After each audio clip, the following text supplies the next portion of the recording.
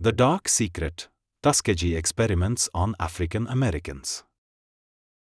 Hello and welcome to MedGenio, a platform for health education.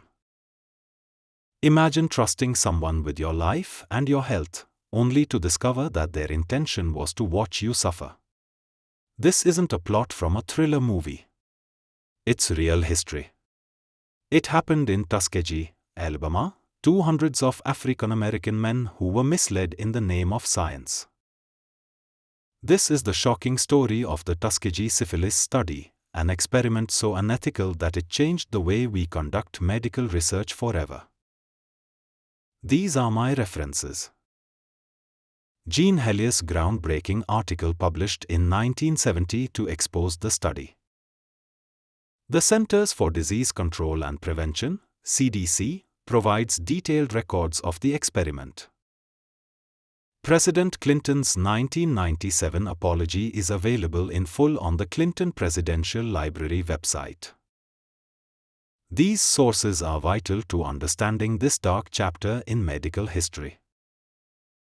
It was 1932, the heart of the Great Depression. Tuskegee, Alabama, was a small, predominantly African American town. The U.S. Public Health Service launched a study to observe the natural course of syphilis, a deadly sexually transmitted infection. But instead of helping those affected, the study exploited their poverty and lack of education. The researchers promised free medical care to 600 African American men. They were told they were being treated for bad blood, a vague term that included illnesses like fatigue and anemia.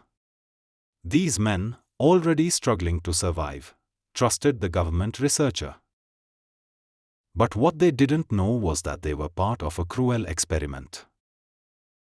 399 men had syphilis and were deliberately left untreated.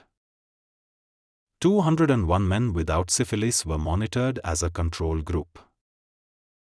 When penicillin was discovered in 1947 and became the standard treatment for syphilis, these men were denied the life-saving medication.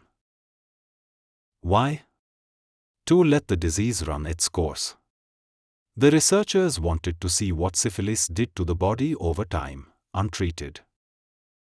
The consequences were devastating. Men died. Their wives were infected. Children were born with congenital syphilis. Families were torn apart, all while the government stood by and watched.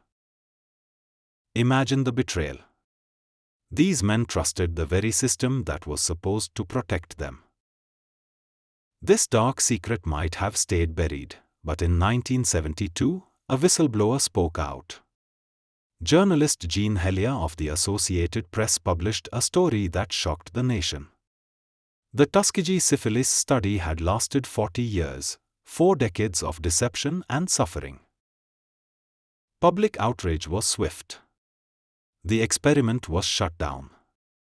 In 1973, a lawsuit brought justice in the form of a $10 million settlement for the survivors and their families. In 1997, President Bill Clinton formally apologized, saying, "What was done cannot be undone. But we can end the silence. We can stop turning our heads away."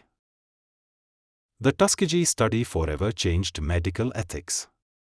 It led to stricter rules for informed consent and the creation of the National Research Act in 1974.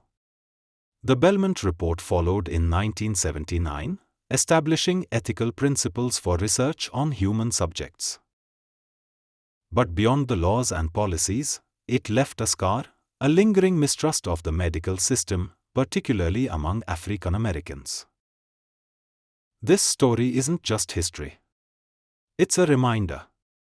A reminder to question, to hold systems accountable, and to ensure that the pursuit of knowledge never comes at the expense of humanity. The men of Tuskegee were more than victims. They were human beings with stories, families, and dreams. Let us honor their memory by ensuring that such a tragedy is never repeated. Thank you for watching MedGenio. If this story moved you, share it. History like this must be remembered.